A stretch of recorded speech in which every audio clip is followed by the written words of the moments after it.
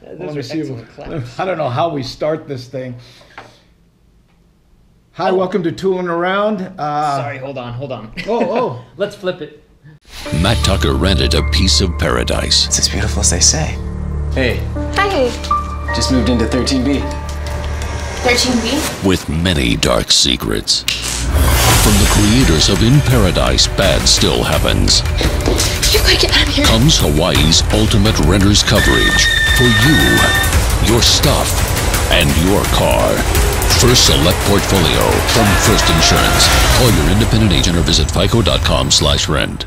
Okay, Yeah, I get it. Okay. Also, we can actually, well, now we're going to dig on our bad self. Oh, we got it. Nice. Welcome to Toolin Around. I'm here talking to my motovlogging buddy, Everide, better known as Tyler.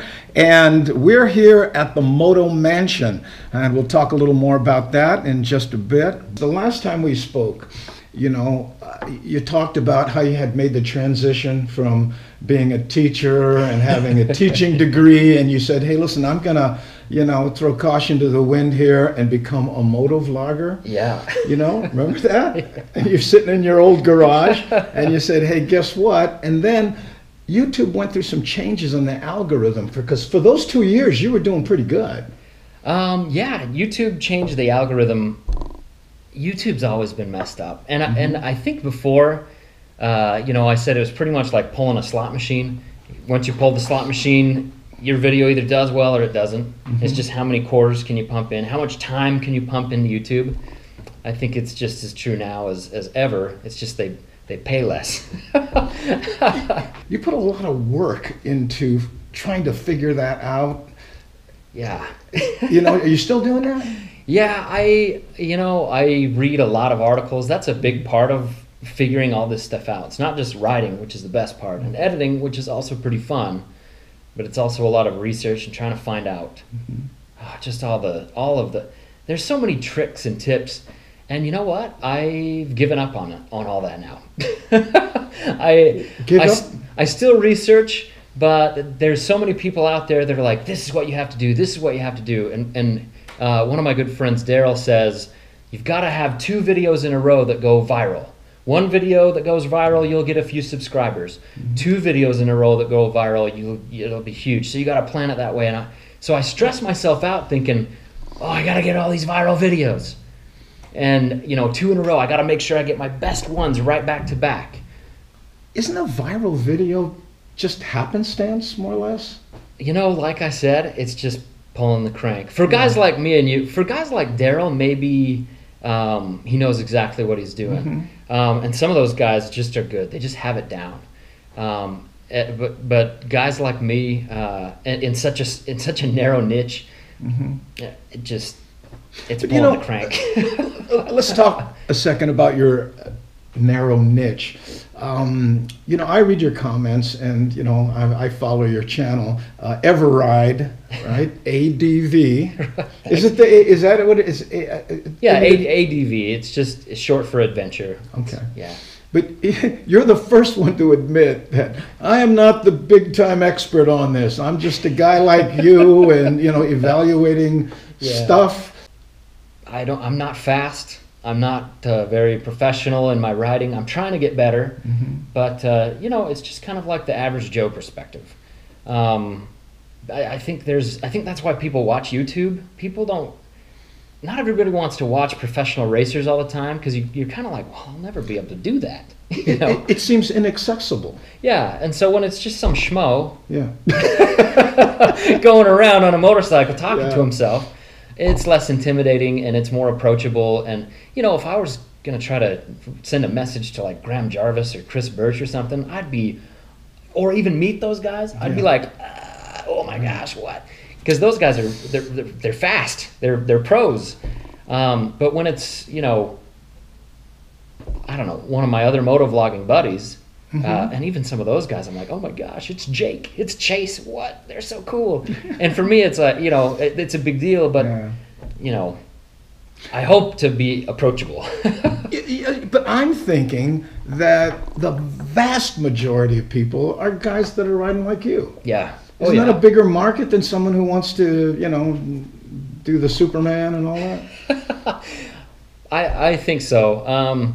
You know, and a lot of guys, I think a lot of guys my age are done with the competitiveness and the racing and kind of the ego stuff.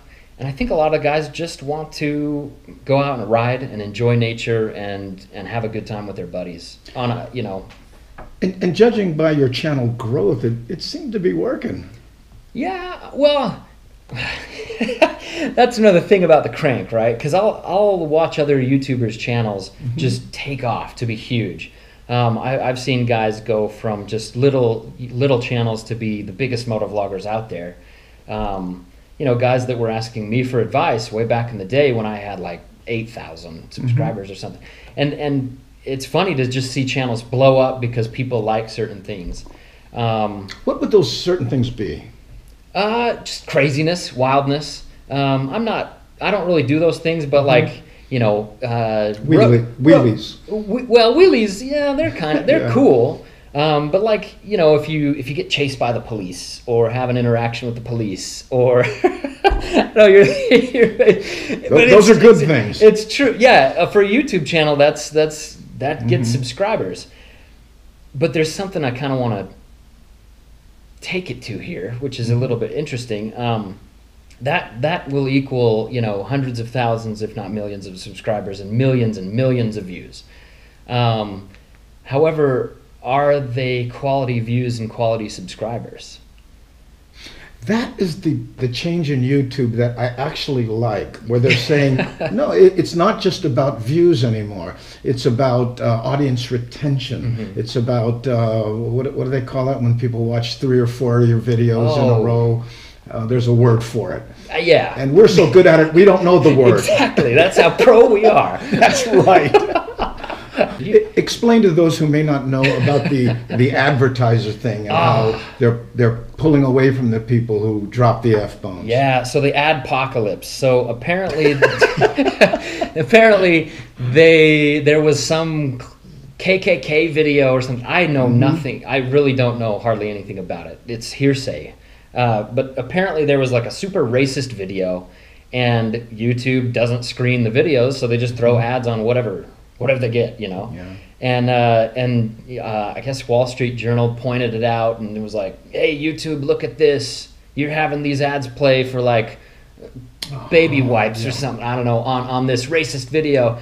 And then all these advertisers, I think like Coca-Cola and a bunch of big advertisers all pulled from YouTube.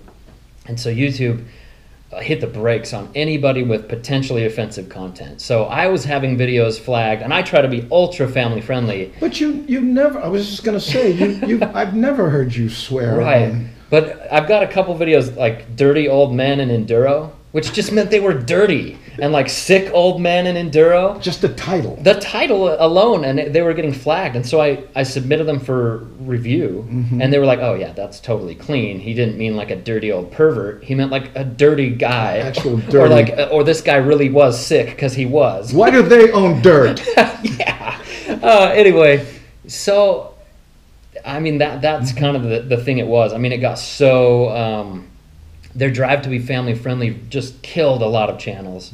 Yeah. And I watched Jake the Garden Snake, and I love his stuff. Sure. And I know that he's struggling, because I mean, even though he's like one of the biggest, his stuff wasn't family friendly, and that's what made his channel awesome, actually. You know, I was gonna say, a lot of people are saying Jake isn't being Jake enough. You know, he's softened. Right. Did you see that video? I didn't see that. Yeah, he did a thing where he was talking about, hey, listen, you know, I'm getting older, and I don't want to be the wacky, crazy guy, you know, going, whoa, whoa, and, you know, all that stuff he used to do. Remember, I got cowboy boots. Remember that thing with the... Yeah, here's the thing, though, is I love the old Jake. I thought it was fun. I love the new Jake. Yeah. He'll probably... I don't know if he watches my stuff anymore. But anyway. Now, my point to this whole thing, by the way, is when we spoke last, you talked about wanting to be big and whether or not your family would eat ramen or have better choices. Did that work out? Oh, my gosh. Well, okay, so we got to the the dreaded ultimatum, the wife ultimatum. And my wife's always been like super supportive of everything. You know, teaching, she was like, I'm all for it, go do it. Motovlogging, okay, sounds crazy, but go do it. If you love it, do it. That's always kind of been her thing. And she kind of gave me an ultimatum, and she was, and I was kind of unhappy with the whole thing because it's so much work, which is crazy. I'm riding motorcycles, I'm editing videos, I'm having fun. And even then it was like, wow, what happened to my family? I'm supposed to be self-employed where I can hang out with my family. So the ultimatum came, you know, I mean. I believe you know. And she said, Ty, you either need to go back to teaching so you can spend some time with us, or you need to cut this way down and find a way to make it financially work, you know, so you're not just constantly killing yourself. If you follow the channel, there's some depression going on and things like that. And so my work really affects my mood. And that was... Let me touch base on that depression thing, because people go, what? You know, who may not be that. Curveball. No, you're very open about bouts with depression, and accidentally people were calling you, what can I do, Tyler? You know, well, I'm not a doctor. People are so good, though. I mean, people are really great. But yeah, I mean, it's become a pretty big struggle, and it was really taking its toll. Because when you switch from a job like being a teacher, a special ed teacher, to suddenly motovlogging, making videos on YouTube, you go from ultra fulfilling to, oh, am I doing any good in the world at all? And it was ultra fulfilling because you're helping special needs kids. Yeah, and so, you know, there was kind of this void. Did the bouts with depression increase or decrease when you became a full-time motovlogger? That's weird, because they increased.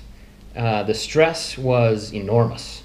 It wasn't easy, and I think I talked to you last time. The guilt was huge because you know, it was like, well, I could go get any teaching job anywhere else, or I could go volunteer somewhere, or, you know, I could go get a job somewhere else that would be stable. I'd be with my family more. There would be less pressure. And so there was guilt because I was doing something that I loved, but at the same time, I was so busy all the time, and really we were hardly making ends meet. And so it was just, that's hard on a brain. It really gets me, and, you know, is that you made the commitment from teaching to motovlogging. Then you went to the sponsor thing because you wanted to make it work, and you put the full in. And then you're working, you're busting your butt, right? I don't mean to embarrass you, but then you get hit with the medical issue. Yeah. You know, it's like, oh yeah, things aren't hard enough, take this, Tyler. Boom! Well, here's the thing. So before the medical issue, things actually got really, really good. And I'll tell you how that happened. So the sponsor thing, it ends up that, sponsors probably don't want to work with me because I'm really, really honest about my stuff. But you know who really appreciated that? Sure. Was my viewers. Of course. And so when I got that ultimatum that I was talking about, there's this thing called Patreon. And basically it's like crowdfunding, you know, like Indiegogo or something like that. What's the big one? GoFundMe. Well, there's GoFundMe, and then there was I don't do them, so explain that. Patreon basically is if somebody likes your videos, they subscribe to your Patreon, however that works, and then they say I don't want to spend more than $10 a month or whatever, and every time a video comes on, you get a couple bucks or whatever they care to pledge. Yeah. And many people without that wouldn't be able to physically do videos. Yes. That was, it saved the channel for sure. And so it was like, if you become a patron, the only kinds of videos will be creative videos, you know, short films, and you know, if I'm gonna do a product review, it's gonna be totally unbiased. And but you know what bothers me a little bit about that? Right, go ahead. No one watches Sons of Anarchy and goes, "What's with all the commercials?" Why Why can't you just show the whole show? Why do I have to, I mean, nobody does it on YouTube. Oh, it should be free, and I should be able to watch everything, and I don't care how much work the guy's getting into. That's kind of true. It's because huge channels on YouTube, people don't see the work that goes into it. There really is so much work. If you don't want to talk about the medical thing, let me know. Oh, no, But I'm down. What I'm saying, it just, you put so much work and you do all this stuff, and then you get hit from left field, which, for the people who are watching, may explain why the background is a kitchen and not the ground. Because you've had to reinvent yourself a number of times. Let's talk about the latest. So how gruesome should I get with these surgery details? No, I think you can just say that, you were incapacitated and couldn't ride, which was a huge deal. I mean, you can talk about, what it was, a tumor, is that what it was? You were calling it the bumtato. The bumtato. Okay, well, I'll get super detailed, and you can edit out whatever you feel like. Cut! We'll just end it right there because this is getting bad. Thank you. Good night. Okay, so what it's called is a fistula, and so a fistula is an opening on any part of the body to a different part of the body. So there can be fistulas in your brain, there can be fistulas in your heart, there can be fistulas in arteries and veins and things like that. There's an opening that's going from somewhere that's not supposed to go there. And bad things happen. I mean, obviously, if blood is seeping into your stuff, you get bruising. That's technically a fistula. In a bike, it's called an oil leak. Yeah. So I had this oil leak, right? And we'll make it family friendly here, but plumbing, right? So there's plumbing where there's the exhaust port, right? The exhaust port. You have two parts that kind of come together. Yeah. And my parts split. It's just an anatomy thing. Yeah. But my parts split, and so exhaust, as we'll say, was coming out into the wrong place. Oh! And eventually, that medically, they call it burrowing, which sounds so just gnarly, but it was burrowing to the skin. And so basically what they had to do is they had to carve out all the infected area, butt fat, up to the busted pipes. God, Tyler. I know, I'm sorry, this is getting too graphic. Anyway, they cut all that out, but then it has to heal from here down. It can't heal down here, otherwise you just end up with another fistula. So what they do is they cram salty gauze up there daily for months so that it heals from the top. Did they buy you a drink first? Exactly. Well, and here's the thing, and you can totally take this out. But down there, your nerves are such that there's two settings. Well, there's lots of pain. There's lots of pain. But then there's two settings. Something's coming out, which every day, or something's going in, which for most people, not every day. It's because it's a one-way street. Right. Even on this other exhaust, it feels like you're just getting pounded. Goodness. I mean, it's just like, and salty gauze, and dude, it was the worst. Again, and I keep coming back to this one theme. This doesn't work, you reinvent yourself. That didn't work, you reinvented yourself. You get the bumtato, and now we're sitting in the Moto Mansion. And that wouldn't have happened if not for the bumtato. Am I correct? I don't know. I think the Moto Mansion, which it's not actually a mansion. I mean, it's nice. I feel ridiculously blessed. Let's explain what it is first, so for those who may not be. Yeah. So the Moto Mansion, what you kind of see here. Oh man, that's a long story. Well, let me see if I got it. Let me give you the cliff notes. Sure. As when I explained it to people, goes, "What are you going to Utah for?" Right. I said, "Well, a friend of mine who constantly reinvents himself came up with a new idea because he's having trouble riding to put together a bed and breakfast designed for motorcycle enthusiasts." Right. And his backyard literally is some of the best adventure riding on the planet, and he has motorcycles that you may or may not be able to use depending on legal stuff. Yeah, legal stuff, right? Exactly. Yeah. But again, and in true Tyler fashion, let me embarrass you for a second. Oh, no. You went all in on this puppy. Yeah. yeah. We incurred more debt than I'm comfortable with. We got an investor in my grandpa. My grandpa is a saint. I mean, you know, we lived with my grandpa for the first 8 years of our marriage, pretty much. And yeah, we took care of my grandma, who's passed away. But I mean, that allowed me to get a master's degree. That allowed me to pursue a little bit of motovlogging, even though you know, I was kind of more in teaching mode there. But you know, my grandpa's kindness has made all of this happen. Yeah, I was going to say, and this is not a bad neighborhood. No, this is a beautiful neighborhood. Right, so it's a bunch of motorcyclists. Yeah! I know. So here's the thing: is we wanted. My wife and I are very, I guess, prideful. We want to sustain ourselves. I hate being in debt. I hate being under people's thumb, and so the Moto Mansion here did not come from the Bumtato. No. So it just happened. Well, it's a good thing, though, didn't it? Yeah, it kind of coincided. Not the Bumtato, but right. It kind of. Well, actually, you know what? There was this realization because things were going really well with the patrons, the Patreon, who'd saved the whole thing. And seriously, I still don't understand why they do what they do. You do good work, Tyler. Don't sell yourself short. But at the same time, like, I mean, I'm not.